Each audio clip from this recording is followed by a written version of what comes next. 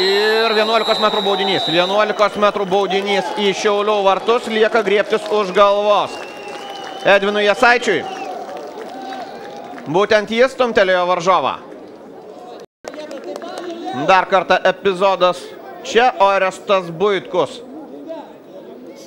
kelia kamuolį tolimojo virpsto link ir galbūt pralaimėjęs poziciją stumtelėjo Mindaugą Daunoravičių į nugarą jaunas Šiaulių saugas. Gedgaudas, vienas įvartis šį sezoną.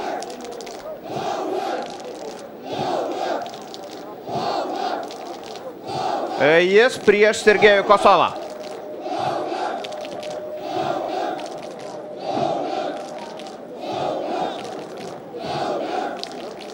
Super išbandymas Šiaulių vartininkui, o Tauras turi 100% galimybę 26-ąją šių rungtynių minutę išsiveržti į priekį. Gedgaudo smūgis 1-0. 1-0 Tauro naudai. Ir Šiauliams tai keičia situaciją be abejo. Dabar reikia žaisti dar ryžtingiau, galbūt ateina laikas jau ir dabar žaisti rizikingai, tai yra galvojant apie puolimą gynybos sąskaitą, nes jei kova vyksta dėl 4-osios vietos, 1-1, kažin ar tinka šiauliečiams. Ir ką? Stiprus smūgis, tačiau viską puikiai matė, puikiai kontroliavo situaciją Sergejus Kosovas. Raskovas turi šansą, yra griaunamas baudos aikštelėje. 11 metrų baudinys, štai taip.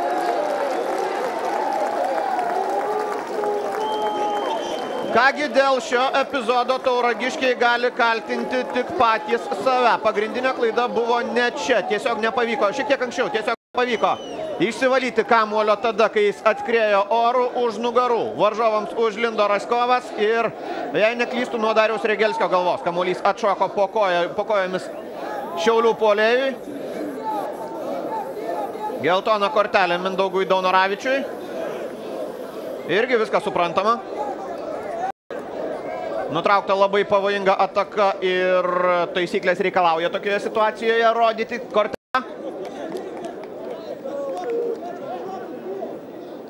O baudinį rengėsi smūgiuoti Mantas Kuklys.